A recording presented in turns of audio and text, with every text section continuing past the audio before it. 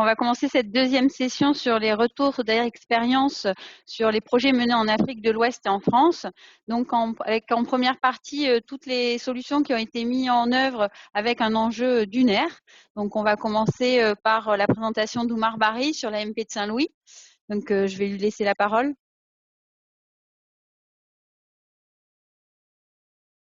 Voilà, bonjour tout le monde, vous m'entendez très bien?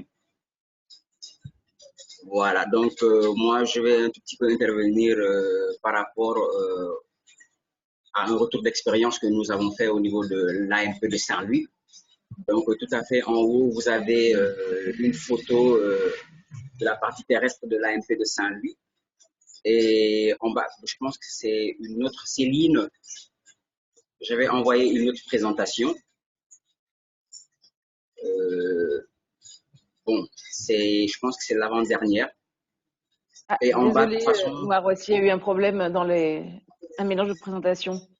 Oui, donc en bas, nous avons une carte du site, bon, qui est en fait une carte où on voit les unités de gestion qui sont suivies au niveau de l'AMP de Saint-Louis. Donc, pour aller directement au slide suivant, c'est possible. Voilà, donc pour tout juste dire que, voilà, en ce qui concerne les solutions qui sont mises en place au niveau de l'AMP de Saint-Louis, donc nous avons ce qu'on appelle les tifavelles. Donc, ce sont des ganivelles faits à partir d'une plante qu'on appelle le tifa, qui est une plante envahissante au niveau de la zone nord. Donc, c'est un quadrillage de 2 rangs, donc des tifavelles de 2 mètres de longueur sur 1 mètre de haut, fixées entre elles par des poteaux en fil à eau qui mesurent 1,8 mètres de haut, donc pour permettre une meilleure fixation des tifavelles. Et cet ouvrage est fait suivant une direction nord-ouest sur une distance de plus d'1 kilomètre. Et plusieurs acteurs ont été impliqués dans la mise en œuvre de ces solutions. Il s'agit entre autres des agents donc on va dire de l'AMP de Saint-Louis à travers ses agents, du comité de gestion de l'aire marine protégée qui représente un tout petit peu les populations. Et nous avons aussi le conservatoire du littoral, l'association SEV, le CSE, la TEC, et j'en passe. Donc, slide suivant. Voilà, donc ces ouvrages donc, ont eu comme résultat donc, un rechargement des casiers qui est noté avec les hauteurs variables, comme vous le voyez au niveau de la photo du haut, qui varie entre 40 cm et 60 cm par endroit, et pratiquement dans certains casiers, on voit que pratiquement ça s'est complètement rechargé. Donc il y a une formation d'un cordon dunaire artificiel qui est notée actuellement au niveau de la partie terrestre de l'AMP de Saint-Louis. Entre autres, nous avons une augmentation de la longueur de plage parce que chaque mois, nous suivons un tout petit peu les profils de plage, et les résultats nous montrent qu'aujourd'hui, nous avons gagné au niveau de la plage. Nous avons un tout petit peu des espèces herbacées qui se sont formées aussi en aval des tifavelles, donc qui sont des couvre-sols, particulièrement les sésuviums, donc qu'on voit sur la photo du bas, donc de sésuviums, mais aussi des touffes de Cyperus mariculus qui se sont formées aussi un peu plus loin. Donc, nous avons donc une meilleure fixation de cette partie-là qui nous a permis aujourd'hui, cette année, de faire 5 hectares de fil à eau sur cette partie-là. Donc, pour mieux accompagner ces solutions-là qui sont aujourd'hui bénéfiques, on va dire, pour la partie terrestre, parce que les maraîchers aujourd'hui jugent que ces solutions-là, ou bien ces tifavelles-là, ont réduit le charriage de l'eau de mer qui traversait pour rejoindre la partie fluviale. Slide suivant.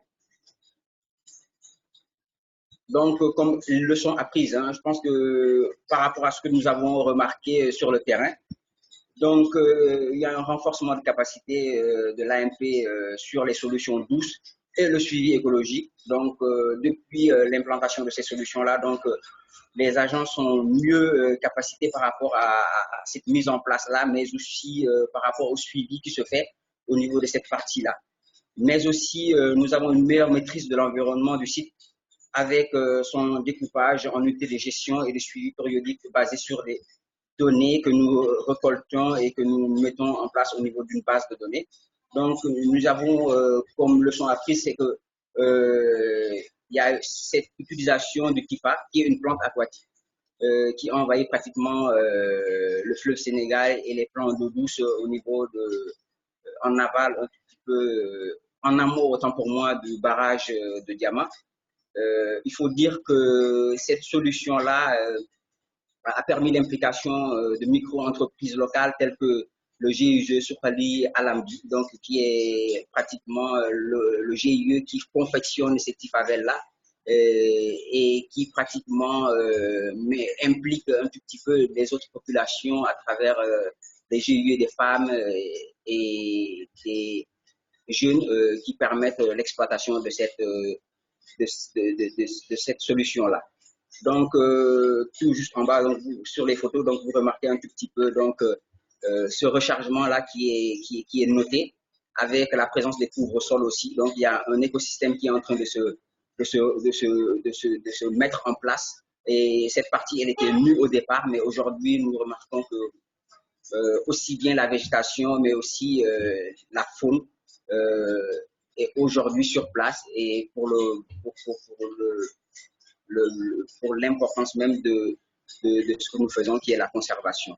Je pense que pour les solutions négatives, comme c'est une solution que nous avons mis en place il n'y a pas trop longtemps, les points négatifs ne sont pas très visibles, mais comme nous avons eu un petit peu l'année dernière une forte crue qui avait arraché pratiquement les tifavelles, donc ça nécessite un tout petit peu que cela soit remis de temps en autre, donc un entretien continu.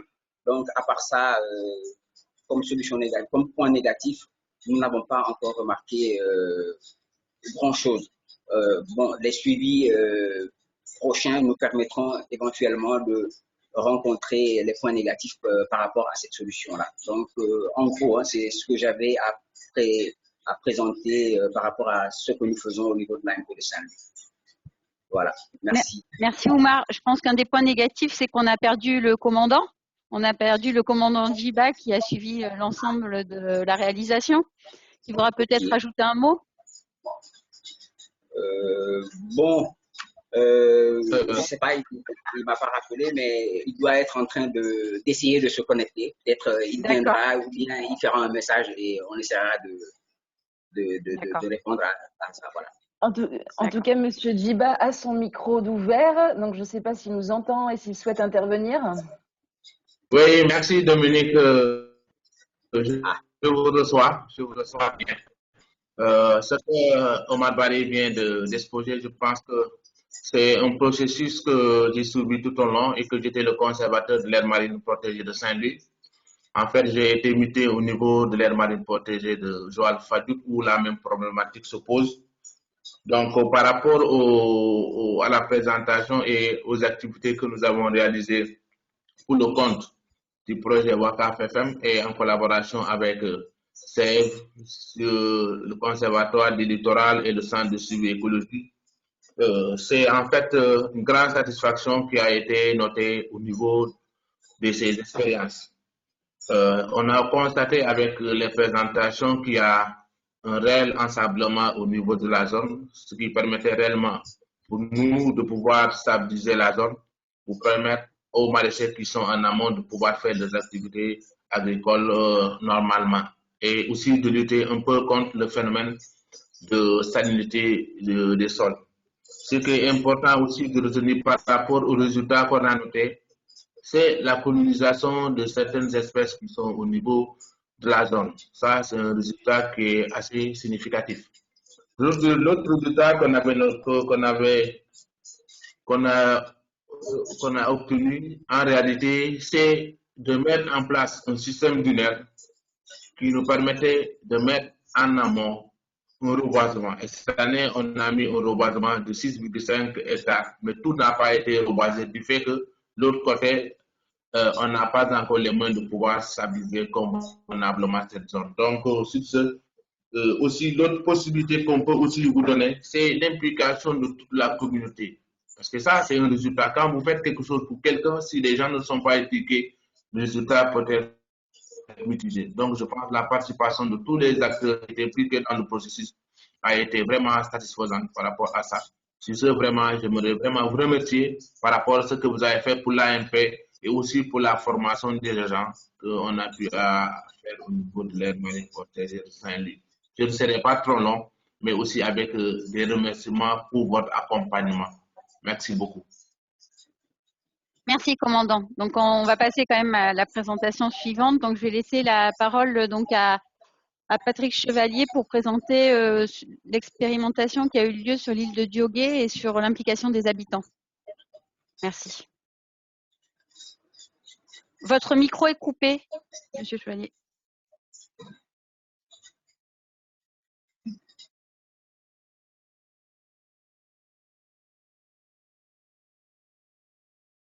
C'est coupé, oui, tout à fait.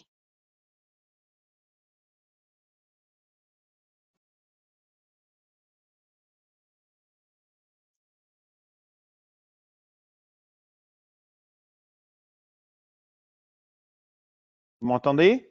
Oui, ça y est, on vous entend. Ah, ok. Excusez-moi.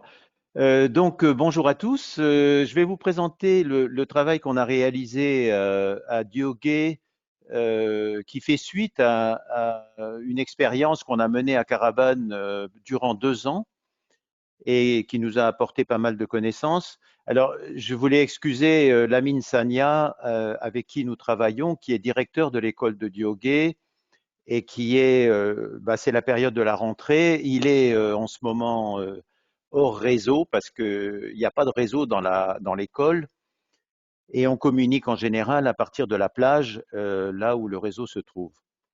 Alors, le système qu'on a mis en place à Diogué, il fait partie des catégories solutions douces qui s'appuient sur des piquets. Alors, l'île de Diogué est menacée par un déplacement de sédiments défavorable. On le voit sur la photo en haut à gauche. La grande plage sur laquelle on a une activité de pêche depuis des dizaines d'années, elle recule de plus de 100 mètres depuis une dizaine d'années et donc l'activité économique de pêche, de transformation du poisson, elle est en péril. Sur la photo du bas, on voit le trait jaune qui représente la situation du trait de côte il y a 7 ou 8 ans. Et on voit à quel point la plage a reculé dans la partie sud. Donc on peut passer au transparent suivant. Alors la solution qu'on a mis en place et qui, comme je disais, relève des piquets, c'est un épi qui est inspiré de ce qui s'est fait au Canada et qui s'appelle le système épi Maltais-Savard. Maltais et Savard sont 2 ingénieurs qui ont mis au point cette technique. Et il y a eu de nombreuses études qui ont été réalisées par des laboratoires sur ce qui a été fait au Canada avec cette technique. Et donc, moi, je me suis inspiré de ces études-là qui sont disponibles. On peut les trouver en particulier sur le site de l'expérience. Elles montrent que on peut gérer les sédiments sur un long littoral en équilibrant le dépôt des sédiments d'un épi à l'autre, suivant l'intensité avec laquelle les piquets sont plantés et suivant le système de feuilles qui sont entrelacées entre ces épis. On le voit sur la photo. On voit Souley Ndiaye qui dirige les travaux à Diogué. et on voit tous les entrelacements de feuilles de palme qui ont été disposées en bas. Donc, c'est important de le faire progressivement pour éviter que les vagues ne chahutent les piquets. Et au fur et à mesure où on a une montée du sable, on augmente la quantité de feuilles qui sont entrelacées. Alors, les mesures ont été réalisées, l'observation est assurée par l'école de Diogué, l'école primaire, comme je le disais tout à l'heure.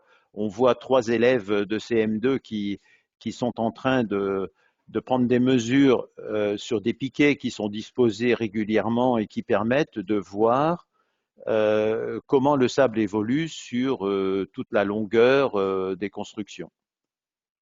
Alors, dans le transparent suivant, on voit un aperçu des résultats qui résultent de ces mesures. Donc, on avait planté un premier épi proche du camp militaire sur la partie donc est de la plage.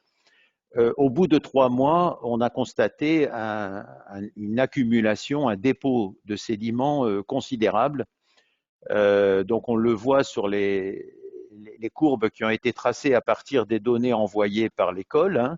Chaque mois ou chaque 3 semaines, l'école m'envoie les hauteurs de sable constatées sur les piquets d'observation.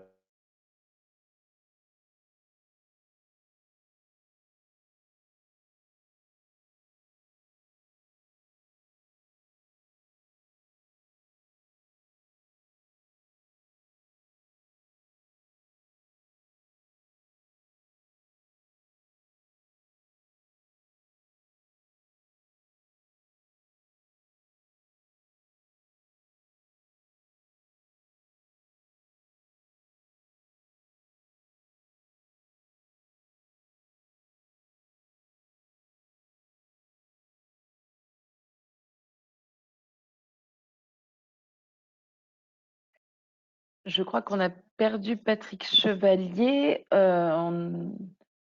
Désolée pour ce petit incident technique. Je vais lui indiquer de couper sa caméra.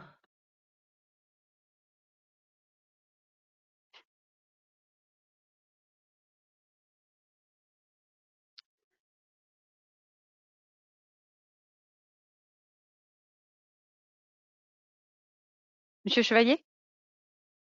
Non, on ne vous entend pas. Par contre, on vous voit. Autrement, coupez votre caméra et remettez votre micro, peut-être. Toujours pas. Toujours pas de son.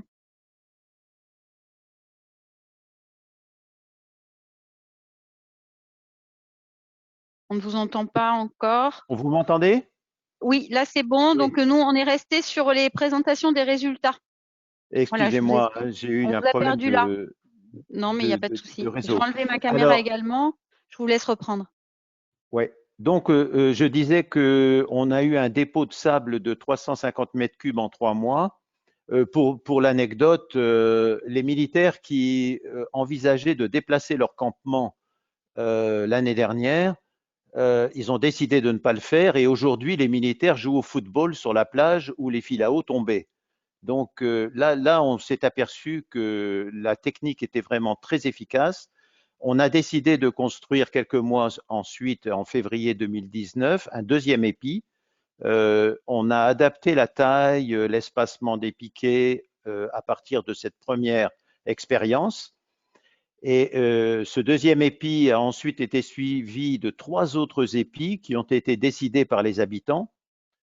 Sur ces épis, on le voit sur la photo du bas, on a, après 4 mois, hein, entre février et septembre, on avait déjà mesuré un recul du trait de côte de 10 mètres entre le trait rouge qui montre la situation initiale et le trait jaune qui montre la situation en septembre. J'ai eu une mesure hier de la part des instituteurs qui sont entrés. Ça continue et le trait de côte recule. Alors, pour information, tout ce système qui aujourd'hui concerne à peu près 400 mètres de plage coûte 1 euro par mètre. Entre le prix des piquets, le transport, les frais des habitants, le coût de communication de l'école, etc., on en arrive à un coût d'1 euro par mètre linéaire de littoral traité. J'avais obtenu un financement par un système de collecte sur le web et également par une association qui s'appelle Un Ponton pour Caravane qui nous avait envoyé 1 000 euros. Avec ce financement, on a pu également mettre en place une pépinière qui va préparer le reboisement qui aura lieu quand la plage aura été davantage récupérée. Alors, on peut passer au transparent suivant. Donc, qu'est-ce qu'on a appris dans cette expérience? Alors d'abord, l'efficacité de la technique. Moi, j'en étais persuadé parce que j'avais déjà observé à Carabane qu'on avait pu récupérer sur la plage des campements assez rapidement un dépôt de sable. Donc, j'avais aussi lu toutes les études qui ont été publiées au Canada. Donc, j'ai pas été surpris, mais les habitants l'ont constaté. L'espoir des habitants est revenu. Ils sont en train de formuler un projet d'avenir avec l'installation d'un campement, parce qu'à Diogué, il n'y a aucun campement. Donc, on va préparer le reboisement avec la pépinière qu'on a mis en place. Donc, tout ça, c'est très positif. On a un projet dans le cadre d'un programme intitulé Smilo qui concerne les petites îles qui vise à dupliquer l'expérience de Diogué sur un autre site. Donc, vous voyez en bas le site de Eidge, qui est une île pas très loin de Diogué, plus à l'intérieur, sur lequel on a une érosion terrible et on va mettre en place la même technique. Et les deux écoles, celle de Diogué et celle de Eidge, vont travailler ensemble pour mener les observations de la même manière. Donc tout ça, la dynamique se développe. Par contre, les points négatifs, en fait, ce qu'il faut savoir, c'est que, comme les intervenants le disaient tout à l'heure, il faut poursuivre l'effort dans la durée. En matière de solutions douces, il faut gérer chaque semaine, à partir de l'observation, il faut augmenter le nombre de feuilles de palme, il faut veiller que les pêcheurs n'amarrent pas leurs pirogues sur les piquets qui sont installés. Donc, il y a aujourd'hui une implication des autorités, en particulier l'autorité militaire qui nous aide beaucoup parce qu'elle a compris l'intérêt que ça présente. Bon, on a quelques points négatifs, c'est les relations avec les scientifiques parce que il faut mettre en place une méthode scientifique qui est complètement différente de ce qui est pratiqué en général. C'est ce que moi j'appelle dans mon domaine, l'économie, la recherche-action. Il faut donc que les observations, les études scientifiques soient liées à la pratique d'actions pour remédier au déplacement des sédiments. Et ça, c'est une innovation qui s'est développée beaucoup au Canada, mais qui encore demande à être travaillée au Sénégal. Donc c'est un point sur lequel on va certainement travailler dans les mois qui viennent. Et je voulais remercier pour terminer un ami, Luc Descroix, qui est hydrologue à l'IRD et qui nous a beaucoup aidés par ses conseils et par ses réflexions et ses ressources documentaires pour orienter les travaux. Voilà, j'ai terminé. Merci de votre attention. Merci, monsieur Chevalier. Donc, on prendra les questions à la fin de la première partie. Donc là, on va enchaîner avec la présentation sur le retour d'expérience en Mauritanie. Donc, je laisse la parole à Demba Mariko, si vous nous entendez. Oui, je vous entends. Très bien. Je ne vois Je pas la laisse présentation. Céline mettre la présentation, partager la présentation. Oui, je me ressens qu'il y a un petit problème. Je mets la présentation dans 2 minutes. Excusez-moi pour cette petite coquille.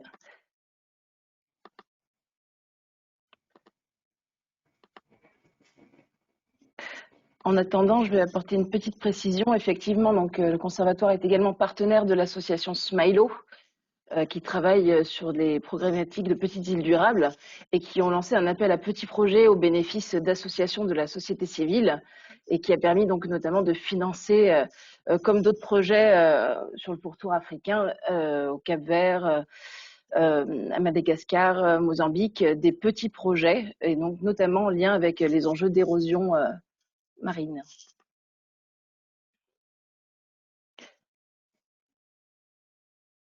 Alors, désolée.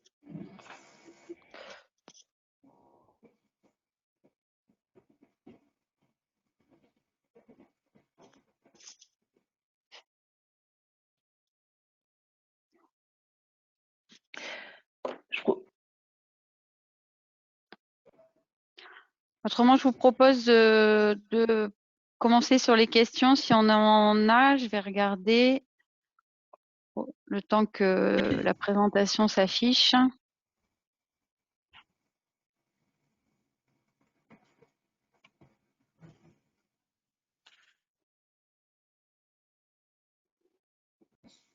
Oui, désolée pour ce problème technique.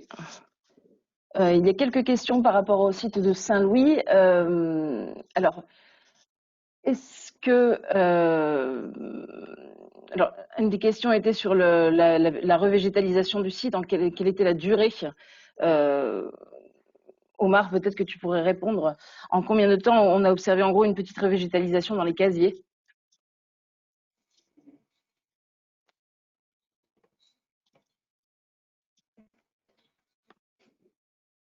Oumar, tu nous entends ou pas?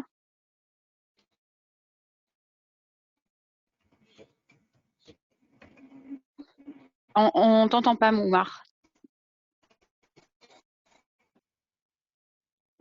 Nous n'avons toujours pas le son.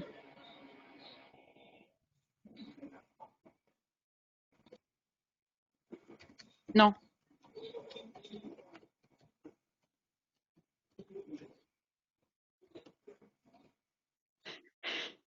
Non,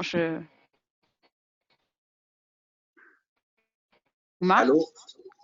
Allô? Oui. On Oui. me dit que c'est l'organisateur qui a coupé. Allô, vous m'entendez? Oui. Je Voilà, t'entends.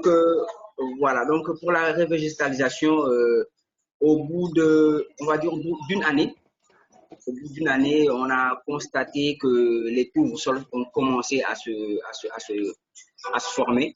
C'est après un an de suivi, parce que ça avait commencé un tout petit peu avant même qu'on ait une année, mais ça s'est véritablement développé et bien installé pratiquement un an après les différents suivis qui ont été faits au niveau de l'AMP de Saint-Louis par rapport à cette favelle. D'accord. Moi, j'avais une question par Patrick Chevalier là sur l'expérience sur l'île de Diogué. Vous avez parlé que vous alliez faire du reboisement, c'est ça? Revégétaliser. Oui. Quels sont les types ou les espèces, les variétés que vous pensez planter? Alors, dans la pépinière, on a préparé plusieurs espèces, le niaouli, le filao. On a travaillé avec une équipe de la pépinière d'Oussouille. On a des EVA également, et des eucalyptus. Donc, le Souley Ndiaye, qui est à Diogué et qui travaille déjà depuis une dizaine d'années sur des reboisements ici et là, a testé en fait plusieurs rideaux d'arbres qui permettent à la fois de réduire la salinité et puis de protéger le deuxième rideau qui ensuite permet d'installer des arbres productifs, quoi.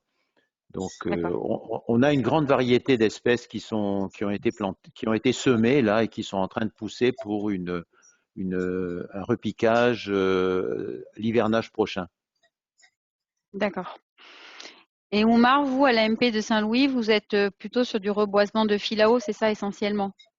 effectivement, l'année dernière, on a eu à faire 10, mais à l'endroit où nous avons installé les Gifabel, nous avons réalisé plus de 5 hectares de filao en arrière, juste pour accompagner un tout petit peu la revégétalisation qui est en cours, parce que nous avons eu des couvre-sols qui se sont formés, donc le milieu était propice au reboisement de filao que nous avons eu à réaliser cette année. D'accord. Et est-ce que vous pensez faire de la plantation de rhizome? Bon, dans l'avenir, c'est possible parce qu'en fait, au niveau même des casiers, comme nous avons eu un rechargement, donc déjà, pas plus tard qu'hier, je discutais avec les maraîchers pour essayer de voir comment est-ce qu'on pourrait faire du reboisement à l'endroit même où il y a eu du rechargement, donc à l'intérieur des casiers. Donc, il me disait qu'il y avait une espèce qui était propice, mais qui était plus indiquée à être plantée, mais en hivernage. Donc, comme nous avons dépassé cette période-là, d'ici l'année prochaine, nous allons l'introduire dans nos activités afin de fixer totalement la dune de sable qui s'est formée à l'intérieur des casiers. D'accord, très bonne initiative. Bon, je vois que Céline a pu remettre le diaporama de Monsieur Marico, donc je vais laisser la parole à Monsieur Marico.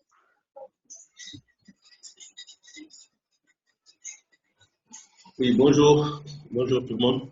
Je ne sais pas, est-ce utile d'activer ma caméra parce que j'ai un souci de connexion. Je vais essayer, mais... Non, mais pas de souci, Voilà. autrement. Ah, parfait.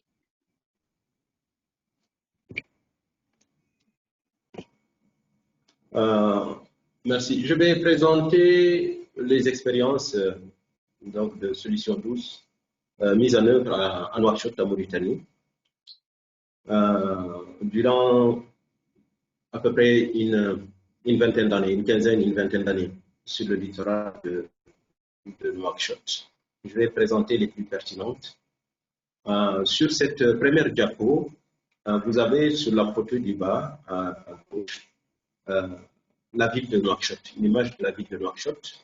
Et vous avez une bande jaune qui est tout à fait à gauche, c'est en fait le cordon dunaire littoral. Et en arrière, vous avez la ville.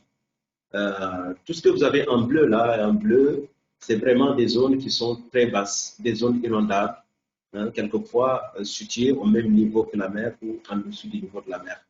Et ce qui est en marron, c'est des cordons dunaires. Donc la ville est installée en grande partie dans une zone de dépression et est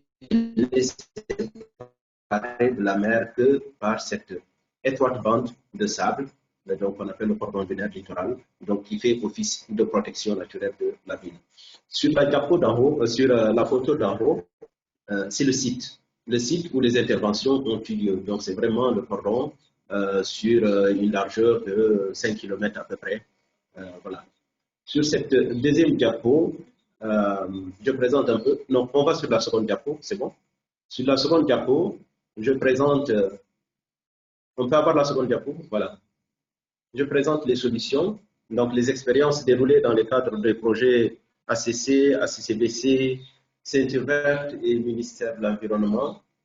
Alors, les techniques ont consisté à faire de la stabilisation mécanique des dunes. Donc, sur la photo en haut à gauche, vous voyez un système de carroyage qui est fait. Et en fonction des conditions locales, le carroyage, il peut être de 25 sur 25, 40 sur 40, ça dépend, ou moins que ça, 12 sur 12. Donc, tout ça a été utilisé. Et on a utilisé pour faire le carroyage des branches de prosopis de forme et également des nervures de palmier, donc qui sont prélevés aux alentours de Nouakchott ou même à l'intérieur de la ville de Nouakchott, dans des zones où il y a des boisements. Donc les coupes se font de manière très contrôlée, de manière à ne pas dégrader, parce qu'on est déjà dans une région qui est assez désertique, où le matériel végétal est très peu disponible. Alors, quand on fait ces carroyages sur la dune, ensuite on procède à une fixation, donc à une végétalisation Généralement, on a, on a utilisé plusieurs espèces, mais celles-là qui ont le plus réussi, ce sont les tamaris, le nitraria et la triplex, qui sont vraiment adaptés aux conditions du site. Et tamaris, d'ailleurs, a été la plante qui a donné le plus de résultats. Pour comprendre le contexte de Nouakchott, sur le cordon, on a des parties qui sont hautes. Bon, quand je dis hautes, relativement hautes, on est autour de 4 à 6 mètres de hauteur. Hein.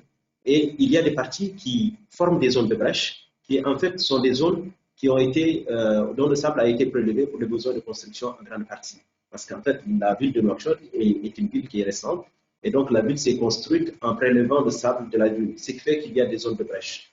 Donc dans ces zones de brèche, maintenant, il y a eu par le passé des incursions marines. Donc la mer est rentrée à travers ces brèches-là.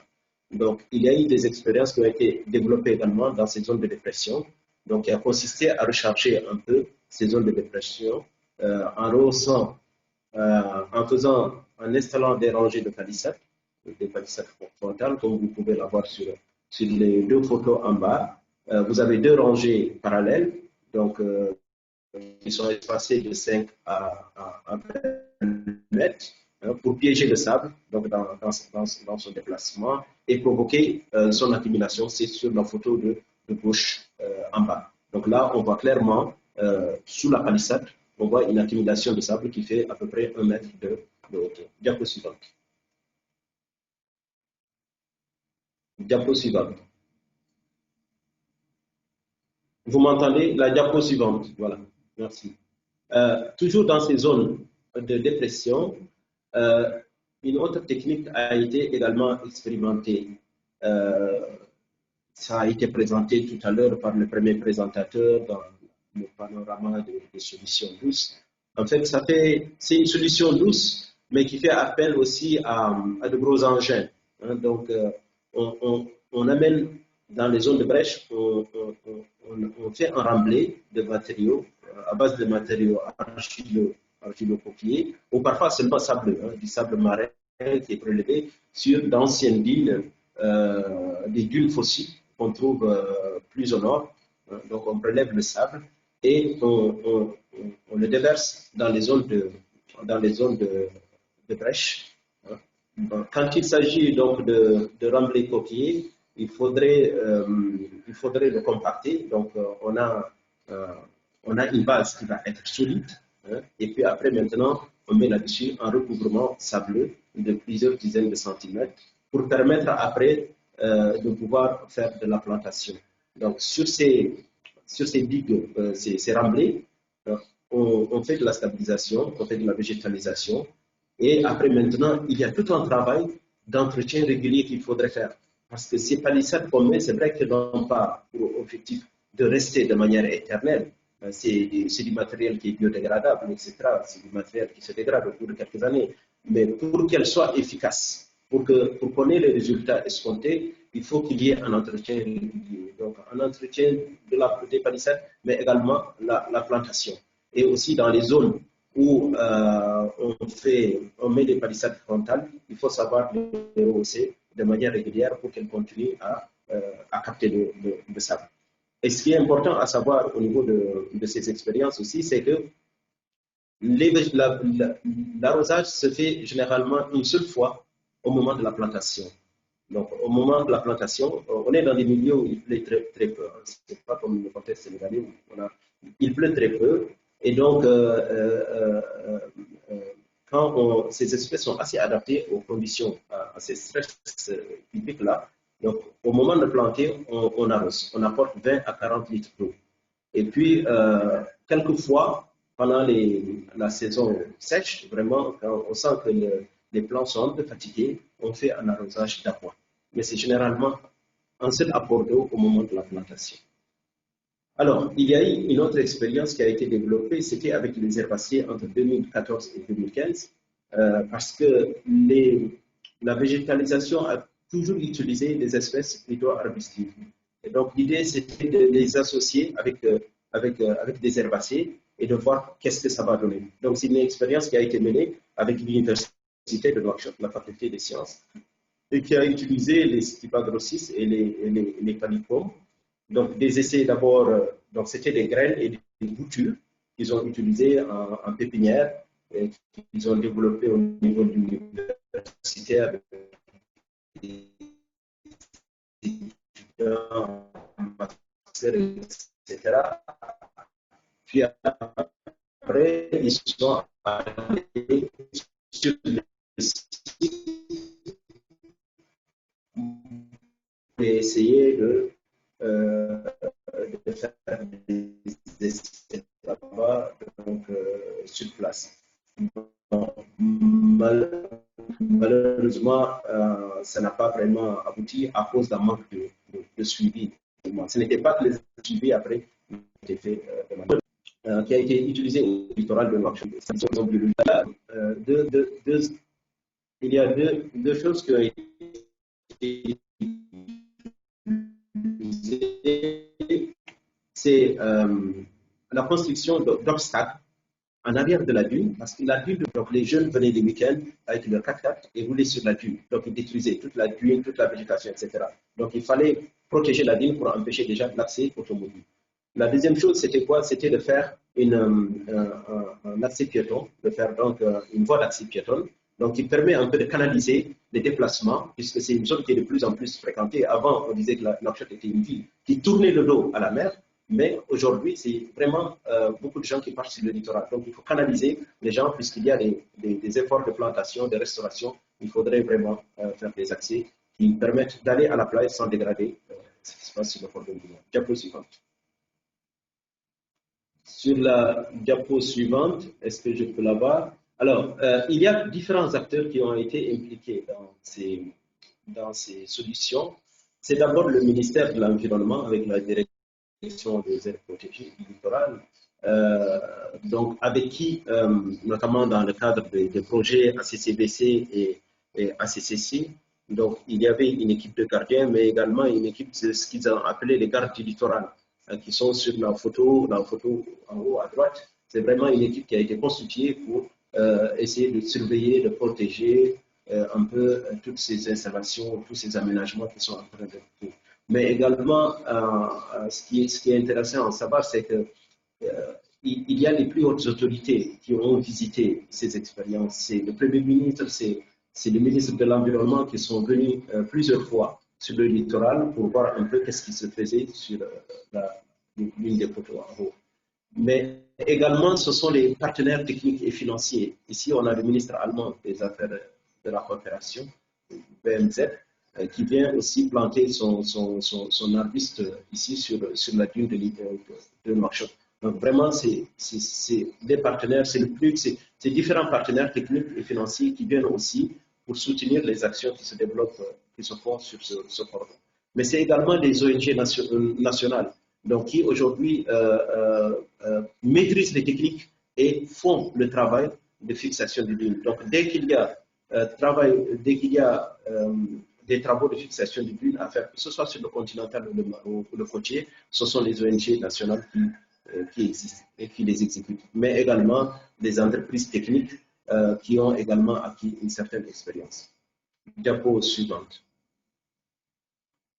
Et en termes de résultats, ce qui est important à savoir, c'est que aujourd'hui, les techniques sont bien maîtrisées dans la zone de Nouakchott et ils donnent des résultats assez intéressants. On voit sur cette photo la végétation qui revient. Donc, il y a une végétation spontanée qui revient, une zygophyllum, etc. Et dès qu'il y a des travaux de fixation, on repousse de manière naturelle. Il y a quelques années, c'était vraiment que du sable, mais aujourd'hui, il y a de la végétation qui revient, qui repousse. Et ça, c'est quelque chose d'assez intéressant. Ce qui est intéressant à savoir aussi, c'est qu'on est arrivé à savoir, à identifier quelles sont les espèces qui marchent le mieux sur le cordon. Et aussi savoir qu'est-ce que ça coûte de planter, d'aménager un hectare de dune. Le coût, le mètre linéaire de matériaux qu'il faudrait, le nombre de plants qu'il faudrait. On a aujourd'hui des ONG qui sont qualifiées, donc qui savent faire le travail, mais également on a des techniques les techniques qui sont utilisées dans les zones de brèche font leur preuve, hein, que ce soit le rechargement à travers les palissades frontales ou que ce soit les remblais donc, qui sont faits à base de matériaux amenés d'ailleurs, hein, mais ça reste toujours des matériaux liés au littoral, hein, soit c'est des argilo-coquilles littorales, soit c'est des sables prélevés sur d'anciens cordons, mais également c'est cette sensibilisation des autorités, qu'elles soient des autorités, je veux dire, ministérielles, mais également les ONG et également les populations sur le rôle que joue le cordon dunaire. Parce que, comme je l'ai dit en introduction, le cordon dunaire est vraiment vital pour la ville de Nouakchott, en ce sens que c'est le seul rempart que nous avons contre les incursions marines. Diapo suivante. Diapo suivante. Alors, en termes de leçons, pour les aspects négatifs, déjà, ce qu'on a remarqué, et ça a été dit dans une présentation précédente, c'est que les aménagements qui sont faits nécessitent un entretien continu. Je pense que c'est un peu les solutions douces aussi qui sont comme ça. Mais dès que les projets, parce que souvent ce sont les projets qui les mettent en œuvre, alors dès que les projets se terminent, on se rend compte que les aménagements commencent à se dégrader. Et vous savez que le littoral de Nouakchott, à la différence d'autres littoraux, n'est pas un littoral où on a des communautés qui sont associées à ces littoraux. Où, par exemple, on est en zone urbaine, le littoral est considéré comme un lieu de travail, où on a des industries, où on a des gens, mais c'est vraiment pas vraiment un espace communautaire en tant que tel, où il y a ce lien entre les gens de la ville et le cordon dunaire. C'est aussi le manque d'appropriation, à mon avis. Encore, c'est vrai qu'il y a eu de la sensibilisation, beaucoup de sensibilisation, mais je trouve qu'il y a encore un manque d'appropriation, aussi bien par les ministères que par les communes elles-mêmes, où c'est sur les territoires desquels se développent ces activités. Par exemple, les communes n'ont pas de budget spécifique qui sont dédiés à ces entretiens, à ces questions de stabilisation. Seule la commune de Tabravel, malheureusement, ce n'est pas le site pilote, c'est la commune voisine, a dans son budget une ligne qui est dédiée au risque d'une manière générale, qui est dédiée aux questions d'entretien des dunes, etc. Malheureusement, ce n'est pas le site dans lequel se trouve le projet pilote. C'est également l'autre aspect négatif, c'est que on utilise des matériaux végétaux pour faire de la stabilisation. On est dans un contexte désertique où déjà la végétation est rare et rarissime. Donc, et ça c'est une contrainte. C'est vrai que par le passé, ils ont utilisé du synthétique, mais c'est du matériel qui n'était pas dégradable. Donc, c'est des filets qui sont utilisés il y a 10-15 ans et qui sont encore, certains, on les retrouve encore dans les dunes de sable de Nouakchott. Donc, ça, et aussi, il y a le déficit pluviométrique qui fait qu'on est dans des zones où parfois on tombe à 50 mm par an, 40 mm par an. Donc, c'est vraiment, il pleut très peu. Les points positifs, c'est d'abord que les techniques qui sont utilisées ne coûtent pas, elles sont simples et elles sont faciles d'utilisation et bien maîtrisées par les acteurs.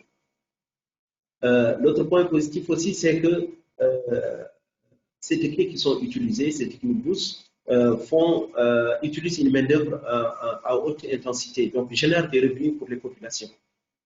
Et puis aussi, on sait maintenant qu'est-ce que ça coûte de faire 1 hectare donc, de dunes littorales avec des solutions douces, des solutions douces donc de fixation, de végétalisation. On sait qu'est-ce que ça coûte en termes de hauteur. Merci. Diapo suivante. Je crois que c'était la dernière. Voilà. Merci. Là, c'est une photo de pépinière où on élève des plants. Merci. Merci beaucoup pour votre intervention. Je ne sais pas si Céline, si on a le temps de prendre quelques questions avant d'enchaîner sur la deuxième session. Oui, on va prendre quelques questions justement. Là, typiquement, M. Marico parlait du coût et on a une question d'un participant qui justement demande à combien est évalué l'aménagement d'un hectare de côte par les solutions douces en Mauritanie. je pense que ça pourra permettre d'aider éventuellement de futurs projets à calibrer des éventuels budgets, des éventuelles requêtes de financement. Donc, est-ce que, Demba, vous pourriez nous donner quelques éléments là-dessus? Oui, l'hectare de dune aménagée a été évalué à environ un peu plus de 4 000 dollars l'hectare. C'est-à-dire fixé, stabilisé, fixé biologiquement et avec les entretiens, ça a été évalué à environ 4 200 dollars. Maintenant, il y a des fluctuations avec les monnaies hein, et ça fait quand même un moment que ça a été évalué. Peut-être que les coûts peuvent changer, je veux dire, en termes de transport, ça dépend aussi du contexte de là où on prélève le matériel, etc. En Mauritanie, c'est prélevé autour de Nouakchott. Donc, le matériel végétal est prélevé autour de Nouakchott. Et donc, du coup, les évaluations qui ont été faites tiennent compte un peu de ces aspects-là. Mais c'est autour de 4 000 dollars. D'accord, merci. Il y a pas mal de questions qui se posent, notamment sur les enjeux de suivi et de maintenance. Et j'aimerais bien en ce sens-là que vous pourriez tous les trois apporter des éléments sur voilà, comment s'organise le suivi et la maintenance de ces ouvrages, quelle est la périodicité. Je vous laisse Oumar, Demba et Patrick intervenir là-dessus. Bon, par rapport à l'AMP de Saint-Louis, hein, pour le suivi des ouvrages, on va dire, tant que nous n'avons pas de fortes houles qui carrément arrachent les tifavelles, en général, pour le suivi, chaque mois, on va sur place et on observe un tout petit peu les dégradations qu'on peut avoir au niveau des tifavelles. Bon, ça va dépendre aussi de la disponibilité des fonds. Mais en gros, chaque mois, on y va, on essaie de voir ce qu'il y a, ce qui ne va pas. S'il y a possibilité de refaire ce qu'il y a en fonction de la disponibilité des fonds, donc ça, nous le faisons. Mais pour le suivi, nous le faisons chaque mois. Oui, Patrick? vous m'entendez? Oui. Nous, en fait, le suivi, il fait partie des travaux. C'est-à-dire que tout est fait par les habitants. Et donc, le suivi concerne l'observation des résultats. Mais ce sont les habitants qui sont maîtres du projet, qui l'ont réalisé. Par exemple, un groupement d'intérêt économique chargé de la transformation du poisson, un GIE, a décidé de financer un épi et donc ils ont pris en main la réalisation. Par contre, le problème de suivi que nous avons, c'est surtout le fait que les pêcheurs et toutes les populations qui travaillent sur la plage doivent respecter les ouvrages. Donc là, c'est un travail un peu de sensibilisation et de raison en fait et de discussion entre les habitants.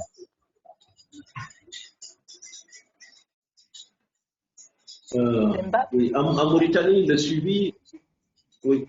En Mauritanie, il y avait des gardiens qui avaient été, une équipe qui a été montée et donc qui est chargée donc, de surveiller un peu les aménagements. Mais également, il y a un suivi régulier qui se fait. Par contre, pour les entretiens donc les aménagements, c'est en général une fois par année, quelquefois, hein, ça dépend aussi, parce que bon, ça dépend des fréquentations, ça dépend des pressions qu'il y a sur les aménagements, etc. Mais en moyenne, c'est une fois par année qu'on fait des entretiens donc, des aménagements.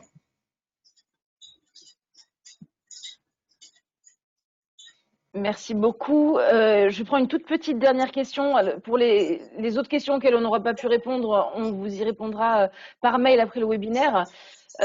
Quelles sont les espèces pour lesquelles la revégétalisation a été un succès? Enfin, en gros, quelles sont les espèces qui sont arrivées assez rapidement pour revégétaliser certains ouvrages mis en place?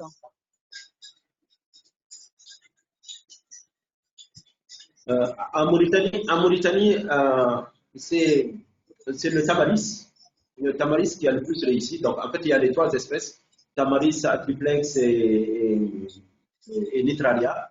Mais, comme je l'ai dit, le tamaris est celui-là qui a le plus réussi parce que les pieds de tamaris, au bout de 2 années, avaient déjà une envergure assez importante. Ils faisaient jusqu'à 4 mètres d'envergure, pardon, 2 mètres d'envergure dans certains cas, avec des hauteurs de plus de 2 mètres. Quoi. Donc là, c'est assez impressionnant pour certains pieds de tamaris. À Diogué, on a planté des niaoulis, prosopis et philao. Il y a simplement une remarque, c'est que souvent dans la région, on a fait beaucoup de plantations sans traiter l'érosion. Donc, il y a beaucoup d'endroits où les philao sont couchés parce qu'ils ont été plantés dans des endroits où le traitement de l'érosion n'avait pas été fait. Donc, c'est l'articulation entre plantation et puis autre mesure qui est importante à mon avis. Alors peut-être pour l'AMP de Saint-Louis, nous n'avons pas réellement mis des herbacées au niveau des casiers, mais pour le philao, c'est une espèce qui prend bien au niveau de l'AMP de Saint-Louis, donc sur la partie terrestre, parce qu'elle a jadis été peuplée par cet arbre-là. Et chaque année, avec les espaces qui se créent suite à la migration de la brèche vers le sud. Donc, nous essayons d'accompagner par les plants de philao qui sont une espèce vraiment adaptée à cette partie terrestre-là.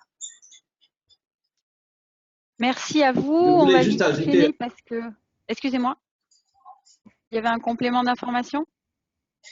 Oui, non, c'était juste que on avait essayé sur le littoral de Nouakchott les philao parce qu'on a voulu un peu s'inspirer de ce qui se faisait ici au Sénégal, mais ça n'a pas donné de résultats, vraiment. On a essayé, mais ils n'ont pas marché. D'accord. C'est là où on voit bien effectivement que les solutions apportées sur un site ne sont pas forcément duplicables ou à reproduire sur n'importe quel site en fonction des conditions météo, climatiques, dynamique littorale. Donc, on va enchaîner sur la deuxième session qui donc concerne tous les retours d'expérience plutôt sur de la restauration de mangroves ou de forêts immergées. Donc, je vais laisser la parole donc à Ebenezer pour nous parler de l'expérience menée au Bénin. Ebenezer, vous avez la parole. D'accord, merci.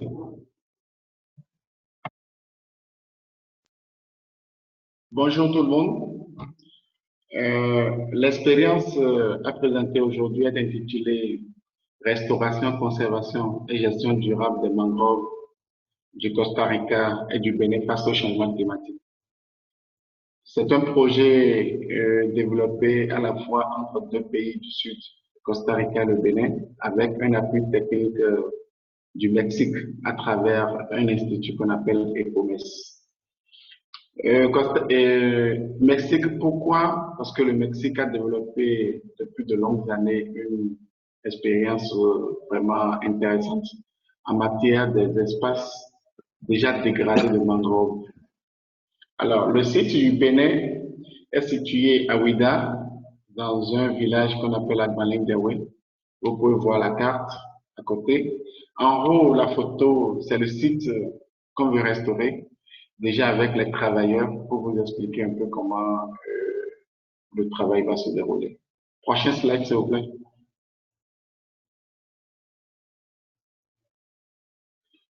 Okay. Alors, vous avez vu à côté des gens en train de construire des canaux. La solution, c'est quoi? Les espaces de mangroves, l'expérience a montré qu'au Bénin, planter des mangroves n'est pas un problème. Reboiser un espace de mangrove n'est pas un problème. Le vrai problème, c'est restaurer des espaces de mangroves déjà dégradés, c'est-à-dire que des sites sur lesquels, quand vous allez faire du simple reboisement, ça ne prendra pas, ça ne va pas marcher.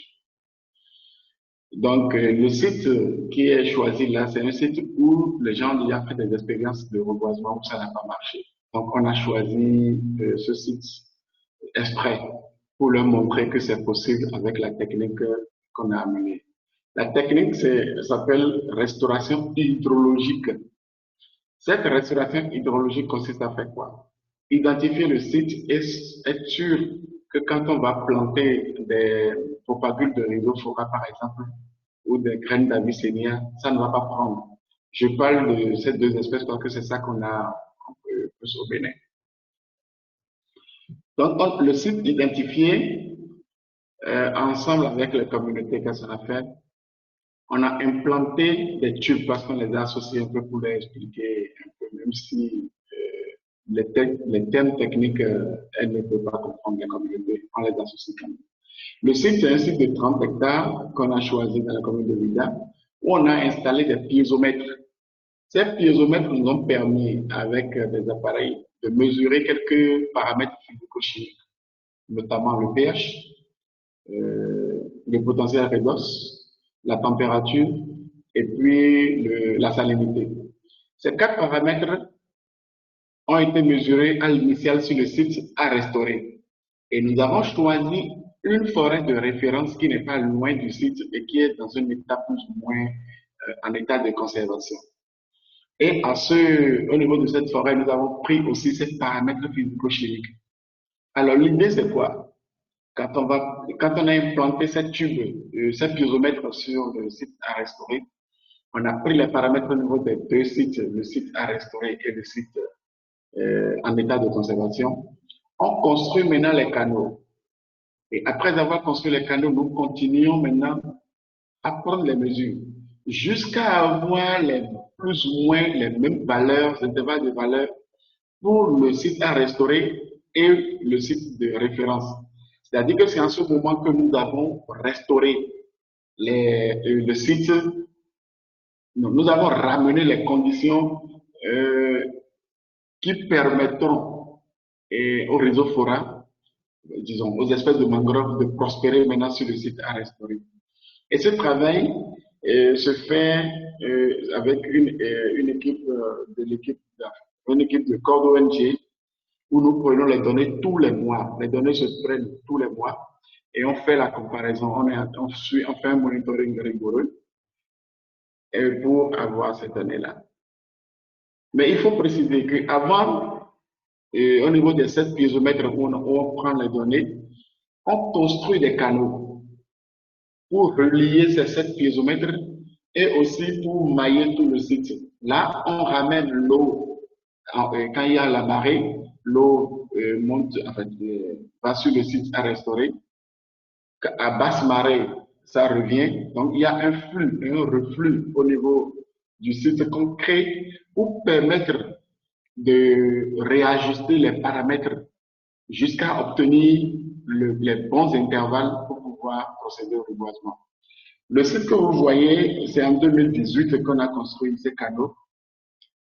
On a fait le suivi de juin 2018 jusqu'à fin 2018 où nous avons obtenu maintenant les intervalles. Et c'est en 2019 maintenant qu'on a commencé par faire le reboisement. On peut aller au prochain slide, s'il vous plaît.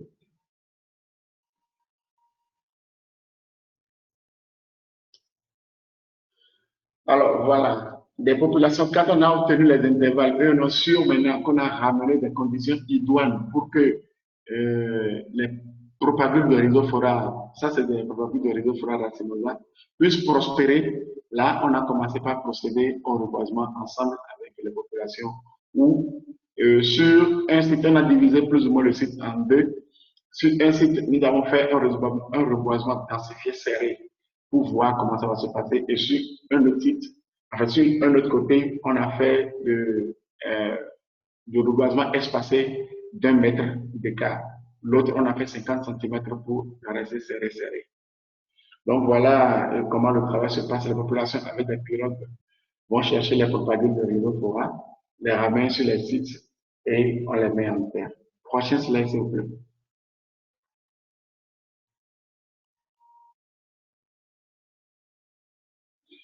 Voilà. Vous avez cette photo-là pour vous montrer un peu comment ça a fonctionné. En 2019, quand on a mis en terre, voilà plus ou moins en fin 2019 ce que ça a donné pour la première photo à gauche. La photo au milieu en 2020, voilà ce que nous avons sur le même site. C'est le même site, 2019-2020, et c'est la même personne en plus qui allait faire le monitoring. Vous avez vu, c'est l'appareil avec lequel on mesure les paramètres, c'est ça qui est dans sa main. Et vous voyez, en 2020, on ne le voit plus pratiquement au niveau de cet espace qu'on a regardé. C'est le même espace que j'ai mis comment on va dire, la photo à l'extrême droite. C'est aussi le même espace. Prochain slide.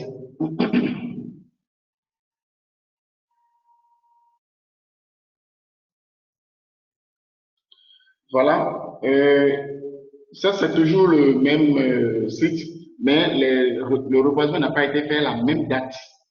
Le reboisement n'a pas été fait à la même date. Ça là, c'est des plans qui ont été mis en tête cette année 2020, des plans de 2020.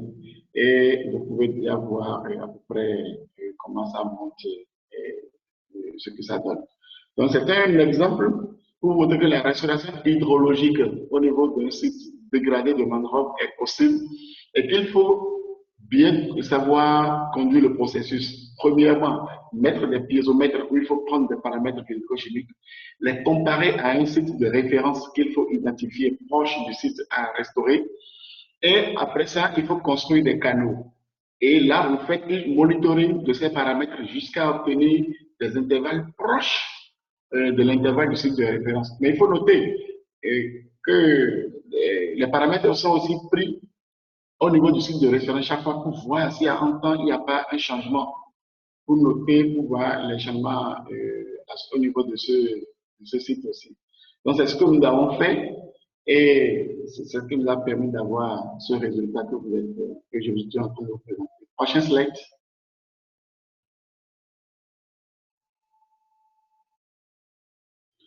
Voilà. Les points négatifs au niveau de ce reboisement, c'est que nous n'avons pas que fait l'espèce rhizophora racemosa. Nous avons fait également le Avicennia germinans. Mais là, nous avons eu un problème de coupe par les crabes. C'est aussi dû à la restauration du site. Quand vous ramenez certaines conditions, il y a la prolifération n'est pas qu'au niveau des plantes, n'est pas qu'au niveau de la flore. Il y a eu aussi, quand les crabes ont vu qu'il y a le lieu est devenu plus propice, il y a eu un envahissement de crabes aussi. Ce qui a été nocif pour Avicennia germinans, pour la plupart, ça a été coupé de façon systématique. Donc ça, c'est le point négatif qu'il faut noter au niveau de cette technique dans le contexte de l'IPA. Le point positif, c'est que nous avons eu une excellente réponse de Rhizophora racemosa. Et l'autre point positif que je vais dire, c'est que le site est envahi par le Paspalum vaginatum. Mais pour la petite histoire, Paspalum vaginatum, c'est une espèce qui peut développer des résistances aussi bien à l'inondation qu'à la sécheresse. S'il y a inondation, Paspalum s'adapte et devient résistant, reste. S'il y a sécheresse, il reste. Ce qu'on a fait au niveau de ce produit, c'est quoi? Paspalum n'aime pas le flux et le reflux de l'eau. Quand l'eau descend, cette espèce ne supporte pas. Donc, nous avons noté que ce flux et reflux de l'eau a commencé par tuer le Paspalum à un certain niveau. Donc, ce n'est même pas que le Rhizophora racemosa qui a grandi et que c'est l'ombrage qui est en train de tuer Paspalum. Non, c'est le flux et le reflux qui a aussi un impact négatif sur la croissance et la dissémination de Paspalum vaginatum. C'est aussi une leçon intéressante qu'on a retenue au niveau de ce programme-là. Nous avons aussi eu une forte adhésion de la population, sinon on ne pourrait pas le faire. Ils ont spontanément adhéré et ont laissé cet espace qui, il faut le rappeler, leur procure quand même des revenus. Prochaine slide, s'il vous plaît.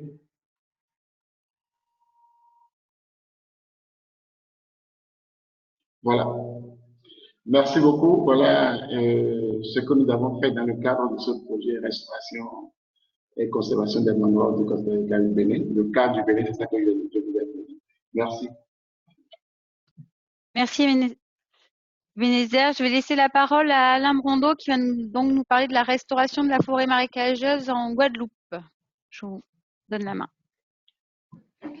Bien, bonjour à tous. Donc, je vais vous emmener, pour ce dernier exemple, aux Antilles françaises en Guadeloupe sur la forêt de Jarry, qui se trouve au centre de la Guadeloupe entre l'île de la Basse-Terre et l'île de la Grande-Terre. Donc, cette forêt marécageuse qui fait un peu plus de 200 hectares, vous voyez sur la photo d'en haut. Et vous voyez qu'elle est entourée d'une zone industrielle très dense, et cette zone qui s'est construite au cours des 50 dernières années, c'est-à-dire jusqu'en 1970, on était dans un paysage complètement agricole, et ça s'est totalement transformé avec le développement du port, de la zone industrielle. Et ce que vous voyez sur la photo d'en bas, la photo aérienne, toutes les parties qui sont en jaune sont les parties de forêts marécageuses qui ont disparu depuis 1970. Donc là, cette forêt a perdu à peu près le quart de sa surface. C'est le premier résultat, bien sûr, de l'urbanisation. Le deuxième, c'est qu'il y a 2 routes qui ont été créées et qui coupent un peu cette forêt en deux et qui ont fortement perturbé le fonctionnement hydraulique, puisque la forêt est reliée et connectée à la mer à l'est, et que le passage des routes a fortement modifié la circulation de l'eau et modifié du coup le fonctionnement, la capacité de régénération de cette forêt marécageuse. Donc, on passe à la diapositive suivante. Donc, le Conservatoire littoral a engagé depuis quelques années une opération un peu de reconquête de la forêt au niveau surtout des zones qu'on voyait en jaune sur la diapo précédente, c'est-à-dire des zones qui ont été remblayées pour des 50 dernières années, en se focalisant, comme c'était très bien expliqué dans l'exemple précédent, sur le fonctionnement hydraulique du site. Il faut rétablir le flux d'eau. Donc, il y a beaucoup d'études qui sont menées pour essayer de mieux comprendre comment circule ou comment circulait l'eau sur la zone. Et les travaux qu'on mène visent à rétablir le fonctionnement hydraulique et à supprimer autant que possible, évidemment, certains remblais. Donc là, je vais présenter un seul exemple, mais on a mené une trentaine sur le secteur d'un remblai sur lequel donc, on a travaillé avec les entreprises qui occupaient cette zone de remblai. Vous voyez, qui stockaient des containers, ils stockaient des matériaux, des déchets, et on leur a demandé de reculer, d'enlever le remblai, de supprimer les pollutions dans certains cas lorsqu'il y avait des rejets non traités au niveau de la zone humide. Et on a également engagé, pour éviter que les rendements reprennent et que les enquêtements sur la forêt recommencent, la création d'un sentier qui fera tout le tour de la zone humide, qui permettra de bien la délimiter, mais également de la valoriser, puisqu'il y a beaucoup de gens qui travaillent ou qui habitent à proximité. Donc, ce projet il implique d'abord plusieurs dizaines d'entreprises qui sont au bord de cette zone humide, les collectivités locales, le gestionnaire du réseau routier, puisque la circulation hydraulique est perturbée par les routes et qu'il y a certaines actions qui vont nécessiter clairement d'intervenir sur les routes, de revoir les bus qui sont sous ces routes, qui sont sous-dimensionnées et surtout qui vont se trouver mal positionnés, puisque cette zone va être très fortement impactée par l'élévation du niveau de la mer. Près du quart de la zone industrielle de Jarry va se retrouver sous l'eau entre 2050 et 2100. Le niveau de la mer va augmenter et les buses, elles ont été positionnées en fonction du niveau de l'eau d'il y a 30 ans. Et elles vont se retrouver clairement complètement sous l'eau et elles ne seront plus du tout efficaces dans quelques dizaines d'années. Donc, il va falloir les surélever, les redimensionner, donc avec des travaux relativement lourds au niveau de la voirie, et qui vont permettre de restaurer un fonctionnement hydraulique très correct. Et puis la police de l'environnement intervient aussi à nos côtés pour mettre un peu de pression à certaines entreprises sur l'aspect rejet et polluant. On va passer à la diapositive suivante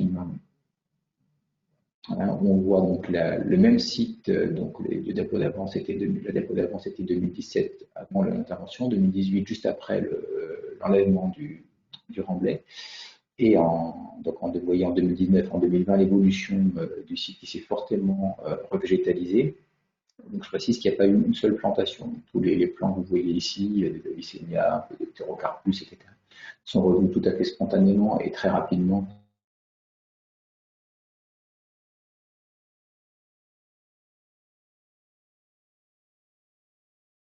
Alain, on ne t'entend pas. On a perdu le son, Alain.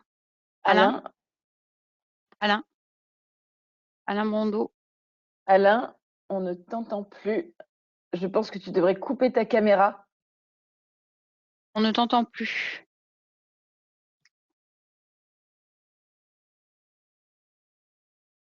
Je ne sais pas si vous m'entendez. Moi, Ah, ça y est, le son est revenu. Je pense qu'il serait nécessaire d'enlever la caméra, peut-être que ce sera plus simple. Alors, je vais On couper vous la a caméra, perdu pas à de la problème. présentation du début de la slide. Voilà. Voilà, je disais, donc on est sur le même site, donc 1 an et 2 ans après le déblaiement. Donc on a constaté que la végétation est revenue très fortement sans qu'il n'y ait aucune plantation. Il n'y a pas un seul plant qui a été planté sur ce secteur. Et on a des plants qui atteignent déjà près de 3 mètres de haut par endroit au bout de 2 ans. Les oiseaux sont également revenus, les oiseaux liés aux zones humides comme les aigrettes sont revenus très rapidement, spontanément, alors qu'on est à quelques dizaines de mètres quand même de la zone industrielle. Et ils ont recolonisé sans problème. Donc, les entreprises concernées se sont fortement impliquées puisque c'est elles-mêmes qui ont pris en charge à leurs frais tout le déblaiement et la remise en état du site. Donc le site a bien évolué, il a repris cet aspect fortement naturel, à tel point qu'une zone humide éducative a été créée. Donc il y a des collèges qui maintenant viennent suivre et contrôler l'évolution du site très régulièrement. Pendant plusieurs années, c'est les collégiens, un peu comme l'exemple, comme l'exemple tout à l'heure à Diogué, qui vont assurer le suivi.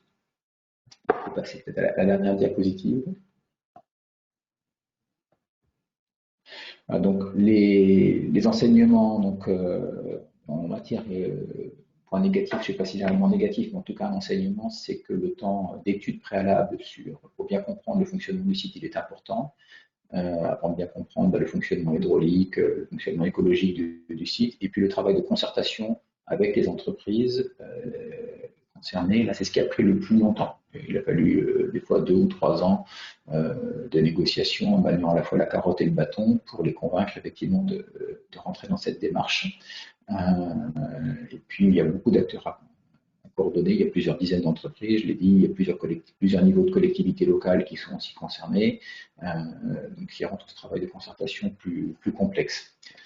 Au niveau des enseignements positifs, et donc on l'a constaté, on le voyait à l'image, une très forte résilience de l'écosystème. Finalement, techniquement, l'action a été très simple. On a enlevé du remblai, on a retrouvé le niveau de l'eau, il a fallu bien calibrer jusqu'où on déblayait, et après, tout s'est passé tout seul, entre guillemets, et très rapidement.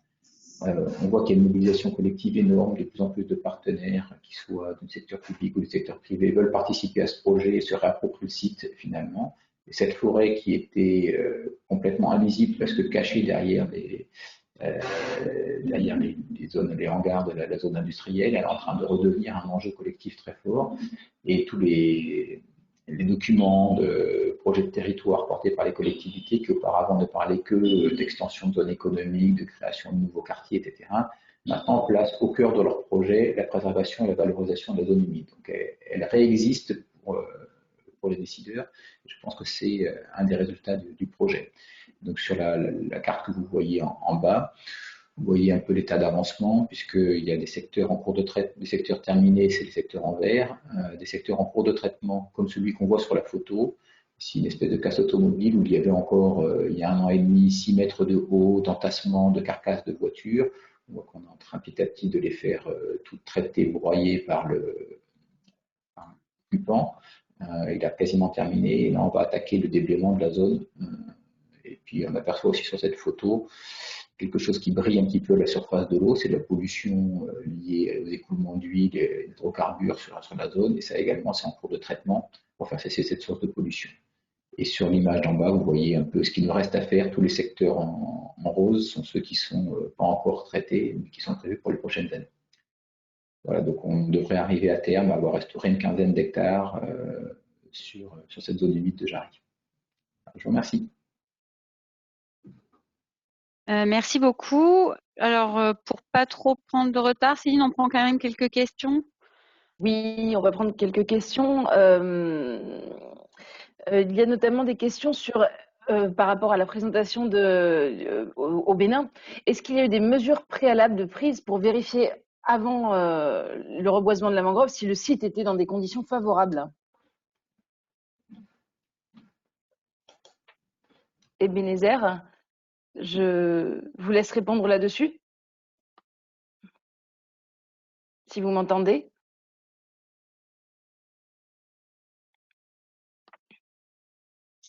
Ebenezer, votre micro est coupé. Je ne sais pas si vous m'avez entendu.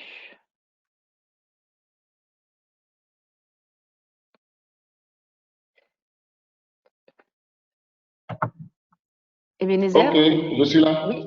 Oui. Super. Ok, oui, vous aviez coupé mon son, donc ok. Ah. Oui, le site, j'ai bien entendu la question. En fait, c'est ce que je disais au départ, qu'il y a eu un reboisement qui avait échoué, que les populations avaient fait, qui avait échoué. Cela montre que le site était déjà dégradé et que les conditions pour que les autres, en fait, pour que les espèces de mangroves puissent reprendre vie ne sont plus remplies. Ça, c'est la première condition. La deuxième condition, avant de commencer, nous avons vérifié si réellement ce site avait abrité par le passé la mangrove. Parce que si le site n'avait pas abrité en temps la mangrove, impossible de dire que vous pouvez rappeler la mangrove. Et ça a été fait où on a pris des carottes, où il y a eu des analyses qui ont été faites pour réellement montrer que ce site avait abrité vraiment la mangrove dans le passé. Donc, c'est ça qui nous a permis. Ce sont ces deux conditions qui nous ont permis d'aller vers la restauration hydrologique. Voilà. D'accord, merci. Il y avait une autre question qui était sur le fait que, est-ce que vous avez fait des essais avec uniquement la restauration hydrologique, mais sans plantation, pour voir si naturellement la mangrove revenait coloniser le secteur? Ah oui, ça aurait vraiment été intéressant, mais on n'a pas laissé le site, dès qu'on a restauré l'hydrologie, on n'a pas laissé pour voir si ça va revenir. Ça aurait été vraiment intéressant, mais le processus aurait été vraiment long et on n'allait pas aboutir à l'objectif recherché dans le cadre de ce projet. C'est vrai que ça, c'est la régénération naturelle, c'est de ça que la personne parle. Dès qu'on ramène les conditions, on laisse la nature faire le reste. Mais on n'aurait pas atteint l'objectif poursuivi dans le cadre du projet. D'accord, merci.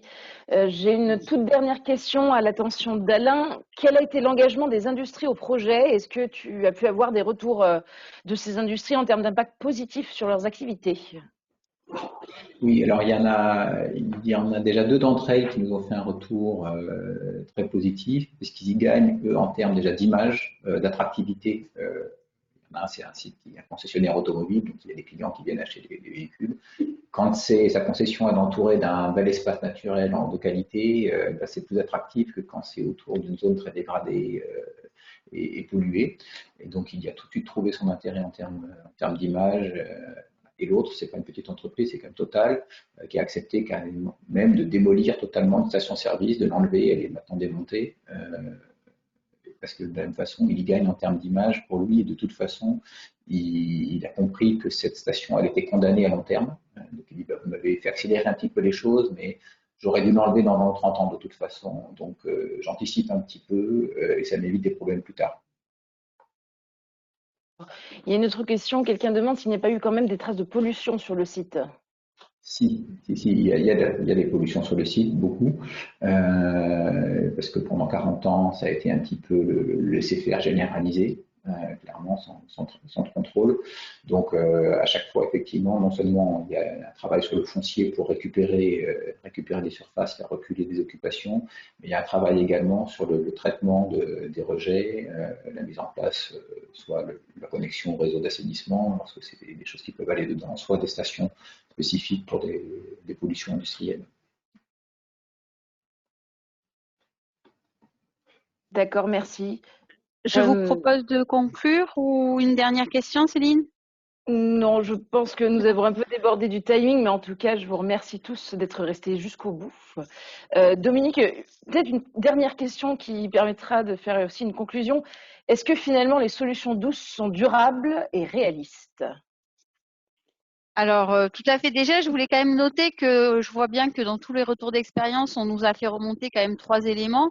Déjà, qu'il est nécessaire de faire des études pour bien connaître le site, les conditions climatiques, hydrauliques, la dynamique littorale, pour avoir des solutions douces réalistes. Ensuite, tous les intervenants l'ont bien souligné, il est nécessaire d'avoir un suivi, un entretien des installations, qu'il est important d'évaluer son impact, que ce soit en mesure, en constat visuel, sur plusieurs années. Voilà.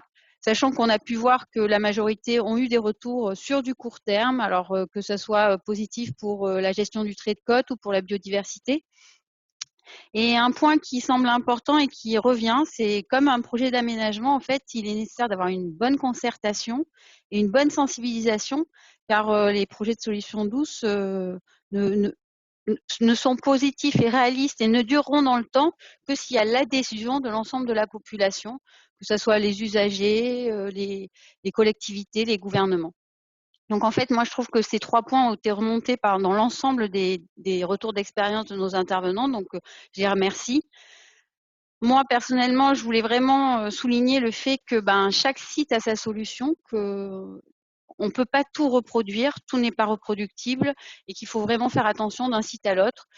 Alors, on n'en a pas parlé, mais à l'AMP Saint-Louis, il y a eu une expérience de restauration de mangroves qui n'a pas fonctionné, donc tout ne marche pas. On a eu effectivement le retour sur les filao au Bénin qui n'ont plus. Donc, effectivement, il faut faire attention à ça, c'est qu'en fait, il faut, voilà, la solution, elle est douce, mais elle est unique en fonction du site. Donc, réaliste, oui. Pérenne aussi, mais il ne faut pas oublier la concertation, l'adhésion, la sensibilisation et les études et le suivi. Voilà, je te laisse Céline conclure sur ce webinaire. Merci. Je pense qu'en conclusion, ce serait super que tout le monde puisse rallumer ses caméras pour qu'on prenne une petite image de groupe. À l'attention de tous les participants, on vous remercie vraiment pour être restés jusqu'au bout, malgré ces petits couacs techniques, malgré cette intervention qui s'est un peu étalée ce webinaire qui s'est un petit peu étalé dans le temps, mais je pense que justement c'est parce que c'était riche et que ça a été intéressant et peut-être qu'on pourrait imaginer peut-être l'année prochaine également un webinaire similaire pour encore avoir un suivi sur les expériences qui ont pu être présentées, mais pourquoi pas parler d'autres initiatives. Il a fallu faire un choix pour ce premier webinaire, mais on aurait aussi pu parler de l'expérience à Sangomar, qui est également menée dans le cadre du projet FEFEM. Je pense que c'est important qu'on puisse se nourrir des expériences des uns et des autres pour avancer dans nos projets respectifs et avoir de beaux exemples à montrer à toute la communauté d'acteurs de gestion de conservation de la nature qui sont touchés par ces problématiques de solutions douces. Donc en tout cas, je vous remercie et puis j'espère une prochaine occasion pour tous vous voir en visu sur des formations, sur de prochaines missions en Afrique de l'Ouest. Merci à tous les intervenants, merci à tous et à très bientôt. Merci beaucoup. Ciao, merci. Au revoir. Oui.